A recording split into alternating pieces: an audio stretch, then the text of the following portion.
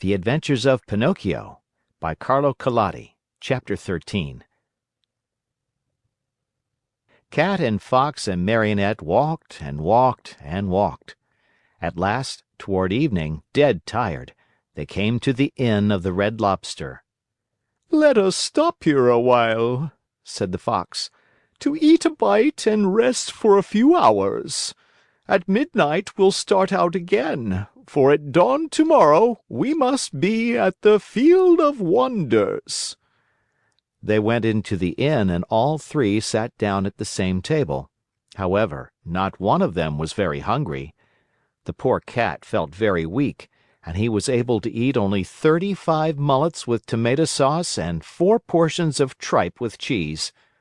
Moreover, as he was so in need of strength, he had to have 4 more helpings of butter and cheese. The Fox, after a great deal of coaxing, tried his best to eat a little. The doctor had put him on a diet, and he had to be satisfied with a small hare dressed with a dozen young and tender spring chickens. After the hare, he ordered some partridges, a few pheasants, a couple of rabbits, and a dozen frogs and lizards. That was all. He felt ill, he said, and could not eat another bite. Pinocchio ate least of all.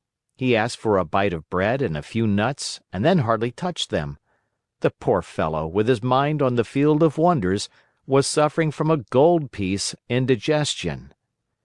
Supper over, the Fox said to the innkeeper, "Give us 2 good rooms, one for Mr. Pinocchio and the other for me and my friend. Before starting out, we'll take a little nap. Remember to call us at midnight sharp, for we must continue on our journey." "Yes, sir," answered the innkeeper, winking in a knowing way at the Fox and the Cat, as if to say, "I understand." As soon as Pinocchio was in bed, he fell fast asleep and began to dream. He dreamed he was in the middle of a field. The field was full of vines heavy with grapes. The grapes were no other than gold coins which tinkled merrily as they swayed in the wind. They seemed to say, "Let him who wants us take us." Just as Pinocchio stretched out his hand to take a handful of them, he was awakened by 3 loud knocks at the door. It was the innkeeper who had come to tell him that midnight had struck. "Are my friends ready?" the Marionette asked him. "Indeed, yes. They went 2 hours ago." "Why in such a hurry?" "Unfortunately, the Cat received a telegram which said that his firstborn was suffering from chilblains and was on the point of death. He could not even wait to say goodbye to you." "Did they pay for the supper?" "How could they do such a thing? Being people of great refinement, they did not want to offend you so deeply as not to allow you the honor of paying the bill." "Too bad.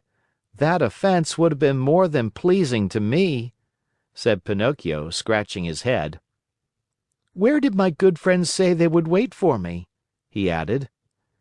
"At the Field of Wonders at sunrise tomorrow morning." Pinocchio paid a gold piece for the 3 suppers and started on his way toward the field that was to make him a rich man. He walked on, not knowing where he was going, for it was dark, so dark that not a thing was visible. Round about him, not a leaf stirred. A few bats skimmed his nose now and again and scared him half to death. Once or twice he shouted, "Who goes there?" And the faraway hills echoed back to him, "Who goes there? Who goes there? Who goes?" As he walked, Pinocchio noticed a tiny insect glimmering on the trunk of a tree, a small being that glowed with a pale, soft light. "Who are you?" he asked.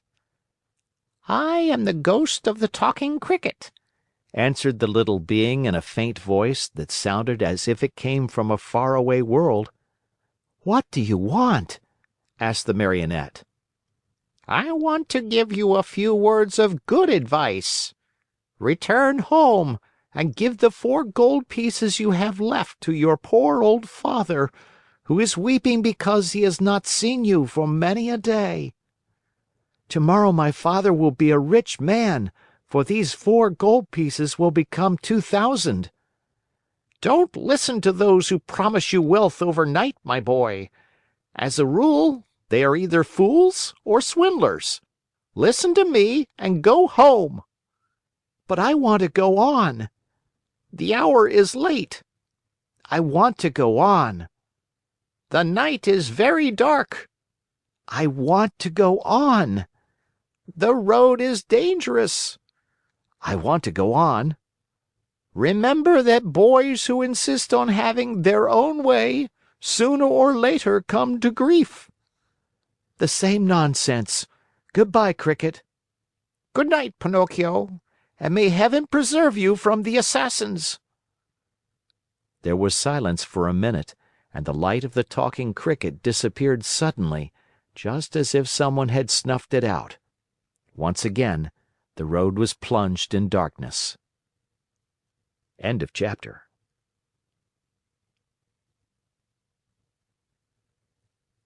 The Adventures of Pinocchio by Carlo Collodi. Chapter 14. "Dear, oh dear!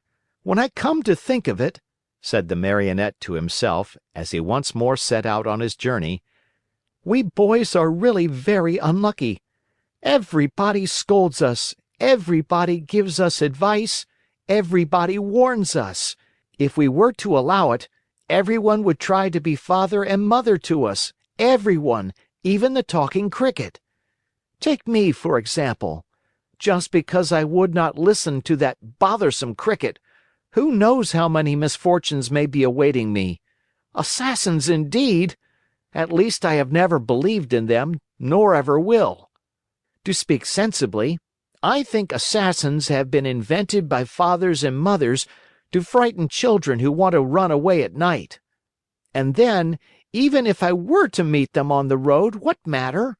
I'll just run up to them and say, 'Well, signori, what do you want? Remember that you can't fool with me. Run along and mind your business.'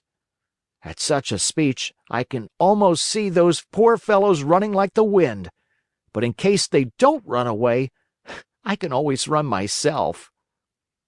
Pinocchio was not given time to argue any longer, for he thought he heard a slight rustle among the leaves behind him. He turned to look, and behold! There in the darkness stood 2 big black shadows, wrapped from head to foot in black sacks.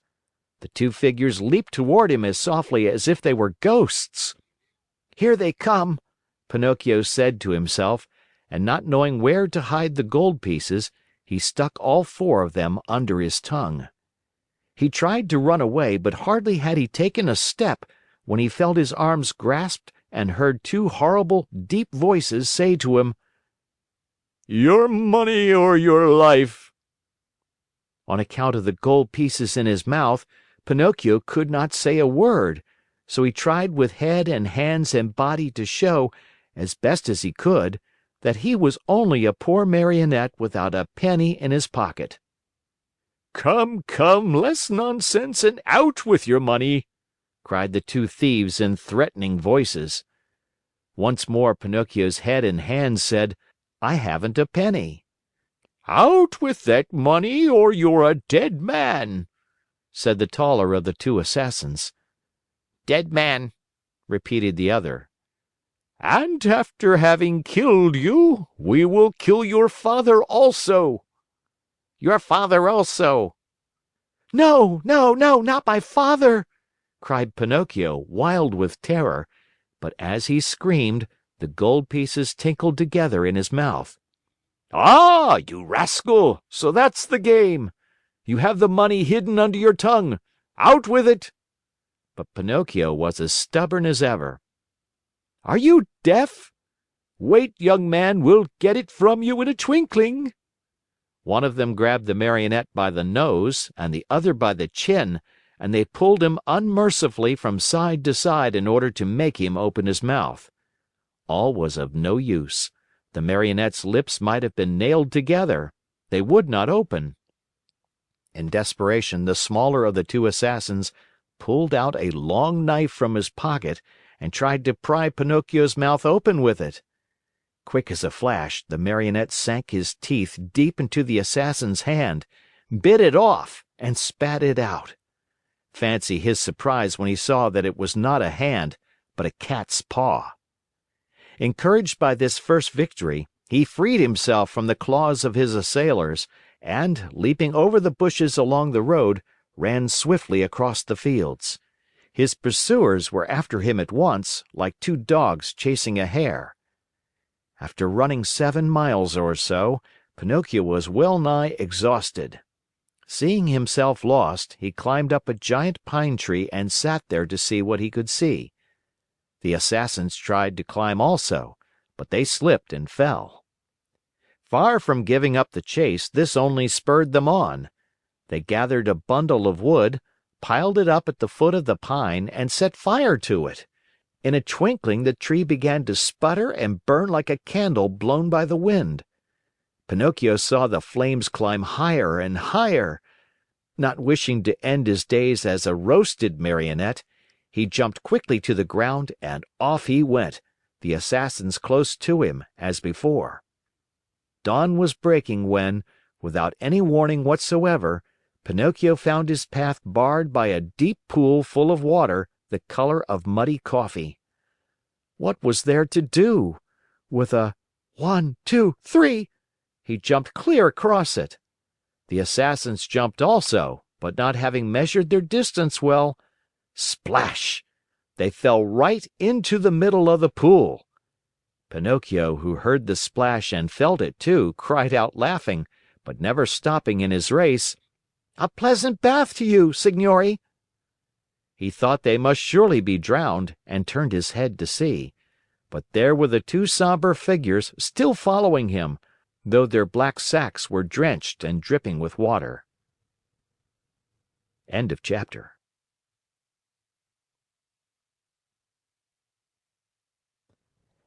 The Adventures of Pinocchio by Carlo Collodi, Chapter 15. As he ran, the Marionette felt more and more certain that he would have to give himself up into the hands of his pursuers. Suddenly, he saw a little cottage gleaming white as the snow among the trees of the forest. "If I have enough breath left with which to reach that little house, I may be saved," he said to himself. Not waiting another moment, he darted swiftly through the woods, the Assassins still after him. After a hard race of almost an hour, tired and out of breath, Pinocchio finally reached the door of the cottage and knocked. No one answered. He knocked again, harder than before, for behind him he heard the steps and the labored breathing of his persecutors. The same silence followed. As knocking was of no use, Pinocchio, in despair, began to kick and bang against the door, as if he wanted to break it. At the noise, a window opened and a lovely maiden looked out. She had azure hair and a face white as wax. Her eyes were closed and her hands crossed on her breast. With a voice so weak that it could hardly be heard, she whispered, "No one lives in this house. Everyone is dead." "Won't you at least open the door for me?" cried Pinocchio in a beseeching voice. "I also am dead." "Dead? What are you doing at the window then?" "I am waiting for the coffin to take me away." After these words, the little girl disappeared, and the window closed without a sound. "Oh, lovely maiden with azure hair!" cried Pinocchio. "Open, I beg of you! Take pity on a poor boy who is being chased by two He did not finish, for two powerful hands grasped him by the neck, and the same two horrible voices growled threateningly, "Now we have you!" The Marionette, seeing death dancing before him, trembled so hard that the joints of his legs rattled and the coins tinkled under his tongue. "Well," the Assassins asked, "will you open your mouth now or not? Ah, you do not answer.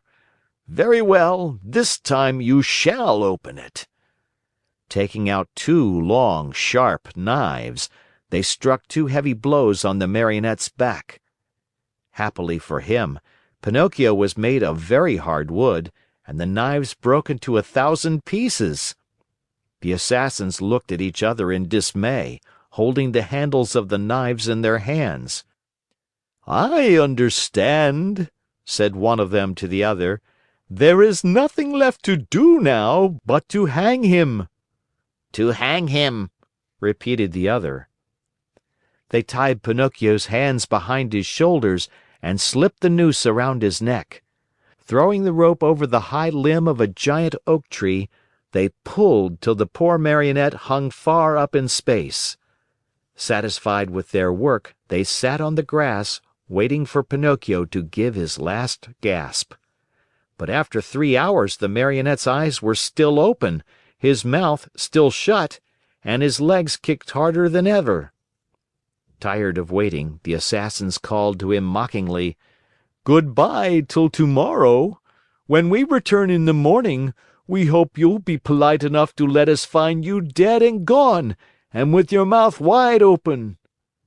With these words, they went. A few minutes went by, and then a wild wind started to blow. As it shrieked and moaned, the poor little sufferer was blown to and fro like the hammer of a bell.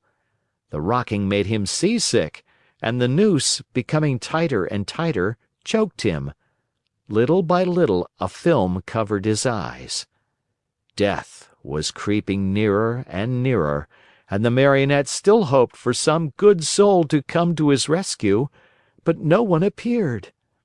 As he was about to die, he thought of his poor old father, and hardly conscious of what he was saying, murmured to himself, "Oh, Father, dear Father, if you were only here!" These were his last words. He closed his eyes, opened his mouth, stretched out his legs, and hung there as if he were dead. End of chapter.